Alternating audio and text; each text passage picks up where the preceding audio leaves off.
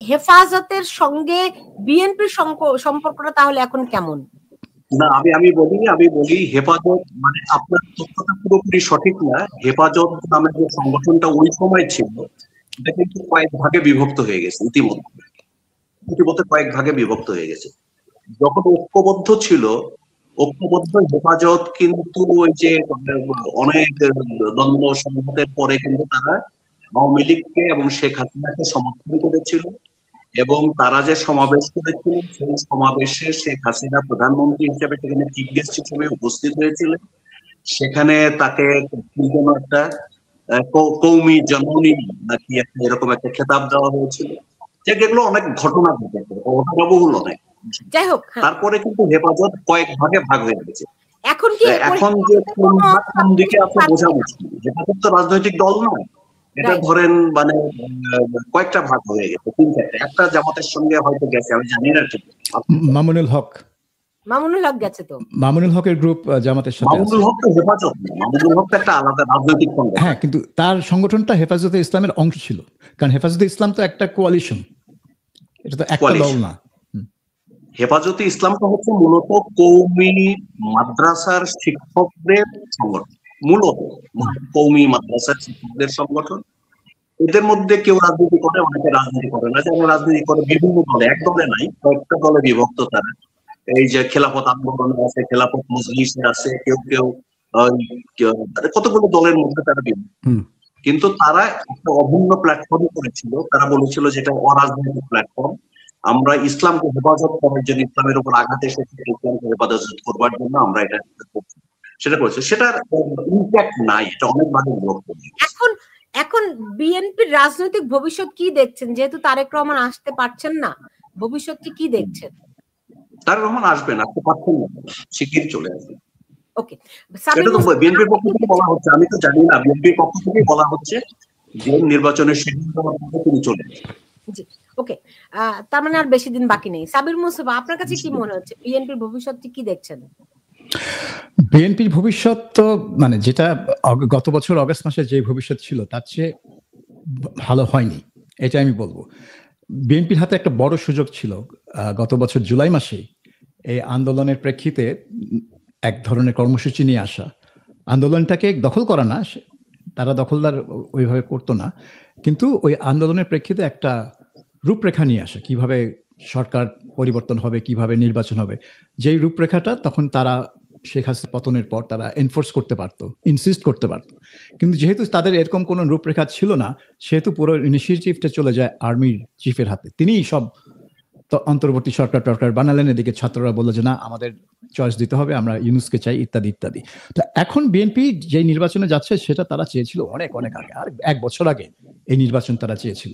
এখন অনেক দেরিতে নির্বাচন হচ্ছে, অনেক পানি গড়িয়েছে, এবং তারেক রহমানের আশা নিয়ে এক ধরনের কথাবার্তা, সংশয়, তার নেতৃত্বের কোয়ালিটি নিয়ে প্রশ্ন, সবকিছুই চলে এসছে, যেটা 1 বছর আগে যদি নির্বাচন হতো সেগুলো এই আলোচনায় আসতো না। এখন বিএনপি একটু কোণঠাসা অবস্থায় আছে, তাকে নানান বিষয়ে জবাব দিতে হচ্ছে, এবং যেটা 1 বছর আগে তাকে দিতে হতো না। কারণ তার শেখ হাসিনার বিরুদ্ধে তাদের সংগ্রামের ইতিহাস তো মানে ঝকঝকে বলা যেতে পারে, কোনো ত্রুটি নেই সেখানে। 2011 সাল থেকে তারা অনবরত সংগ্রাম করে আসছে তত্ত্বাবধায়ক সরকারের অধীনে নির্বাচনের জন্য, অন্য কিছু না। তো সেইটাই তারা এনফোর্স করতে পারেনি এই গত বছর। তো তাদের জন্য তো এটা এক ধরনের ব্যর্থতা।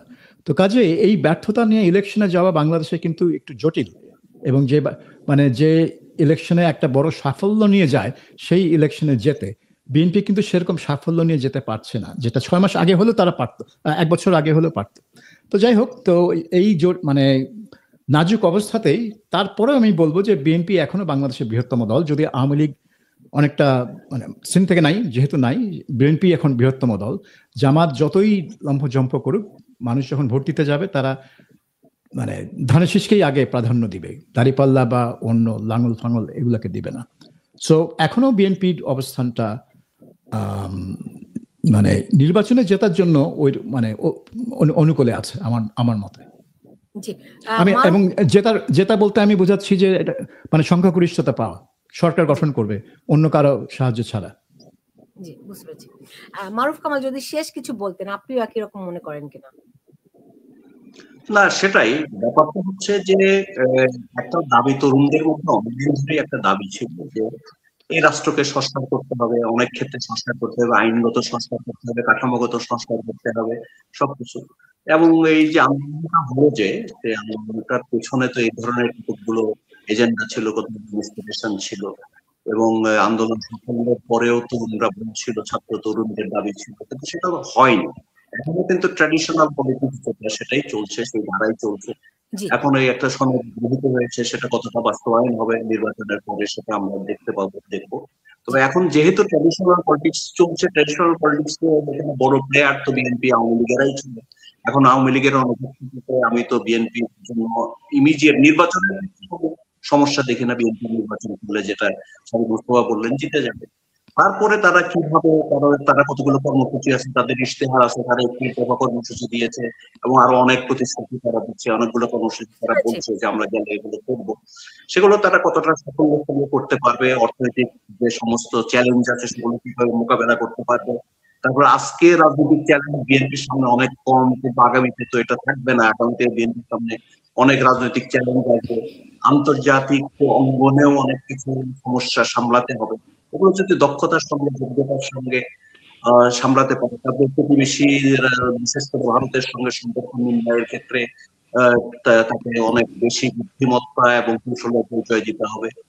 এগুলো সবকিছু মিলিয়েই নির্বাচনের পরে দেখা যাবে যে কতটা সফল নয়, সেটি তো নয়, বরং একটা জটিল ছকে বাধা পড়েছে।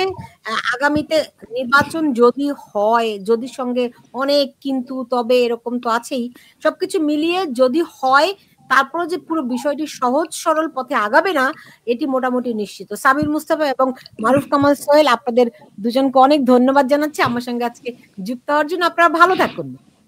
না, আমরা আশা করি যে সবকিছুই সুষ্ঠুভাবে, সুন্দরভাবে, শান্তিপূর্ণভাবে জনগণের প্রত্যাশার পথে এগোবে ইনশাআল্লাহ। সেটাই আমরা কিছু ইতিবাচক প্রত্যাশাকে আমরা শেষ করি। ফেসবুক এবং টুইটারে যত প্রো জামাত কমেন্টেটর ছিল, তারা কিন্তু রাত 10টার থেকে, রাত 12টার পর থেকেই দেওয়া শুরু করে দিল যে 100, 200, 300 মারা গেছে, এরকম একটা গুজব তারা ছড়ানো শুরু করলো যখনই পুলিশ অপারেশন শুরু হলো। কিন্তু ফানি ব্যাপার হচ্ছে সোশ্যাল মিডিয়াতে তারা একটা হ্যাশট্যাগ ব্যবহার করছিল, সেটা ছিল রেভলিউশন ডে। তাদের এক্সপেকটেশন ছিল যে শেখ হাসিনার পতন হবে সেদিন। এবং আমার মনে আছে আল জাজিরার চ্যানেলের একজন সিনিয়র প্রডিউসার আছে, সে আরব, জামাল এল শাইয়াল নামে, তো সে আবার বাংলাদেশের সাথে একটু ঘনিষ্ঠ ছিল। সে একটা টুইট করলো যে যখন ওই ঢাকা শহরের ভেতরে ওই বঙ্গবন্ধু অ্যাভিনিউর কাছে গোলাগুলিতে 4 জন মারা গেল, সেই 4টা বডি নিয়ে যাওয়া হলো শাপলা চত্বরে সেই সমাবেশে, এবং সে টুইট করলো যে crowd exploding, Hasina falls tonight. তো ওইটা দেখে আমি ভাবলাম যে তাহলে তো এরা এক্সপেক্ট করছে যে এটা ওই কায়রোতে যেরকম তাহরির স্কোয়ারে যেরকম লোকজন জড়ো হয়ে বসে থাকলো আনটিল মুবারকের পতন, তো এই তাহরির স্কোয়ারের মতো কিছু একটা তারা প্ল্যান করছে। তো এখন দিগন্ত সরকার সম্ভবত ওই দিগন্তের কাভারেজটা ছিল ইয়ার মতো, যে আপনার 2007 সালে যখন সিবিএস কে বন্ধ করে দেওয়া হলো, কারণ ওই স্টুডেন্টরা বিক্ষোভ করছিল যেদিন 20 অগস্ট, বিভিন্ন জায়গায় ভাঙচুর করছিল, তখন সিবিএস সেটা লাইভ দেখাচ্ছিল এবং সাথে সাথে সিবিএস কে বন্ধ করে দেওয়া হয় এবং বন্ধই থাকে সিবিএস। এই সম্প্রতি আবার তার লাইসেন্স ফিরে পেয়েছে। তো সরকার একটা হুমকি, আমার ধারণা ছিল সরকার একটা হুমকি অনুভব করছিল যে এখান থেকে সরকার পতনের আন্দোলন আসছে, এবং এটা দিগন্তের কাভারেজটা সেটাকে সরকার এটাকে বিপজ্জনক মনে করেছে, তার জন্য তার অস্তিত্বের জন্য ঝুঁকিপূর্ণ মনে করেছে। দায়িত্বশীল বিষয়টি দেখেন কিনা আপনার মনে আছে, সিবিএস যখন এভাবে করে লাইভ সম্প্রচারগুলি করছিল, সংঘাত কিন্তু আরো বাড়ছিল, প্রাণহানি আরো বাড়ছিল, রাইট? আপনি দেখেন হলি আর্টিজানে যখন হামলা হয় তখন অনেক চ্যানেল লাইভ ব্রডকাস্ট শুরু করছিল। তাতে করে কি হচ্ছিল? তাতে করে ওই হামলাকারীরা জানছিল কে কোথায় লুকিয়ে আছে, পুলিশের অবস্থান কোথায়।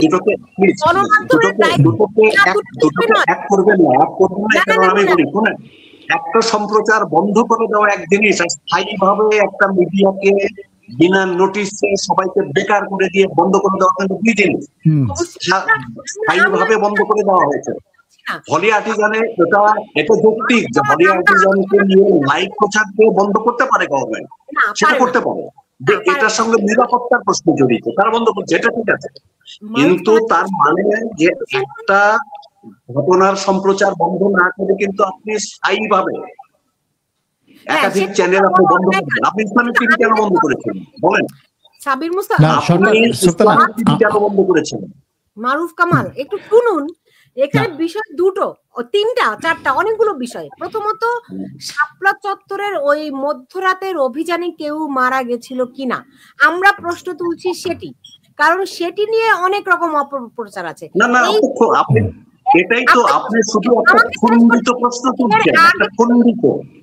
এর আগে এবং পরে মানুষ মারা গেছে, অনেক মানুষ মারা গেছে, যেটি সাবির মুস্তাফা। এর আগে পরে না, এই ঘটনার সঙ্গে সম্পর্কিত ওই প্রোগ্রাম চলাকালে, ওই প্রোগ্রামটা কিন্তু ইতিবাচক প্রোগ্রাম, সেই প্রোগ্রাম চলাকালে আগে এবং পরে অনেক লোক মারা গেছে।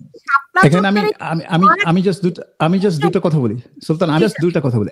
এক নম্বর হচ্ছে যে সরকারের উচিত ছিল দিগন্ত টিভিকে বলা যে এই সমাবেশের সরাসরি সম্প্রচারটা আমাদের জন্য বিপজ্জনক, এইটা পরিস্থিতিকে আরো নাজুক করে তুলতে পারে, তোমরা সরাসরি সম্প্রচার করো না, যেটা হোলিটা আর্টিজানে হোলি আর্টিজানে বলা হয়েছে। না, হোলি আর্টিজানে বলা হয়েছে ঘটনাস্থল থেকে তোমরা লাইভ করো না, স্টুডিও থেকে লাইভ করো। আমরা তো মানে স্টুডিও থেকে লাইভ করতে কোনো সমস্যা ছিল না, সরকার সেটা করতে পারতো, কিন্তু সে চ্যানেলটাই বন্ধ করে দেয়। আরেকটা জিনিস ছিল যে অন্য দিক থেকে আমি বলবো যে এই যে হেফাজতের অনুষ্ঠানটা, হেফাজতের প্রোগ্রামটা কিন্তু ছিল ঢাকা অবরোধ দুপুর 12টা পর্যন্ত। তারপরে তারা ওইটা কিন্তু শান্তিপূর্ণভাবেই হয়, কোনো সমস্যা হয়নি। তারপরে তারা অনুমতি চায় শাপলা চত্বরে গিয়ে সমাবেশ করবে, অনুমতি ছিল সন্ধ্যা 6টা পর্যন্ত, কিন্তু তারা ঢাকায় ঢোকার পর শুরু হয়ে গেল মারপিট গোলি। তো এখানে অনেকের একটা মানে বক্তব্য আছে যে তারা এটা ঠিক হেফাজত না হলেও জামাতের লোকজন এটা লিড দিয়েছিল যে বঙ্গবন্ধু অ্যাভিনিউতে আওয়ামী লীগ অফিস অ্যাটাক মানে দখল করার জন্য, এটা হতে পারে। এবং সেখানেই সবচেয়ে বেশি সংঘর্ষ হয়েছে, এবং তারপরে সেটা বায়তুল মোকাররম এবং তোপখানা রোডে ওদিকে ছড়াই ছিটায়, তারপরে ভাঙচুর, অগ্নিসংযোগ, অনেক কিছু হয়েছে। কিন্তু হেফাজত 6টার পরে সেখান থেকে আর যায়নি, কারণ তাদের লোক মারা গেছে, সেটার প্রতিবাদে তারা রয়ে যায়, যার ফলে জিনিসটা আরো ঘোলাটে হয়ে যায়। কিন্তু শাপলা চত্বরের সমাবেশটা তাদের অরিজিনাল কর্মসূচির অংশ ছিল না, এটা অ্যাড অন, এটা পরে আসছে। ওদের কর্মসূচি ছিল ঢাকা অবরোধ। ঠিক, কেন তারা ঘোষণা দিয়েছিল যে আমাদের হত্যার বিচার না করা পর্যন্ত, এবং বলেছিল যে আমাদের আমির শফি উদ্দিন বলে ওনার নাম, শফি আহমেদ, ওনাকে আশ্রয় দিতে হবে, উনি না আসা পর্যন্ত আমরা স্থান ত্যাগ করবো না। That was the thing. এবং তখন ক্ষমতাসীন দল আওয়ামী লীগের সাধারণ সম্পাদক ছিলেন মরহুম সৈয়দ আশরাফ, তিনি তখন বলেন যে অনতিবিলম্বে এই জায়গা ত্যাগ করতে হবে, না হলে গর্তে ঢুকিয়ে দেওয়া হবে সকলকে। এটা তো তারা বলছে যে আমরা গর্তে ঢোকান আর যাই করেন, আমরা যাবো না এখান থেকে।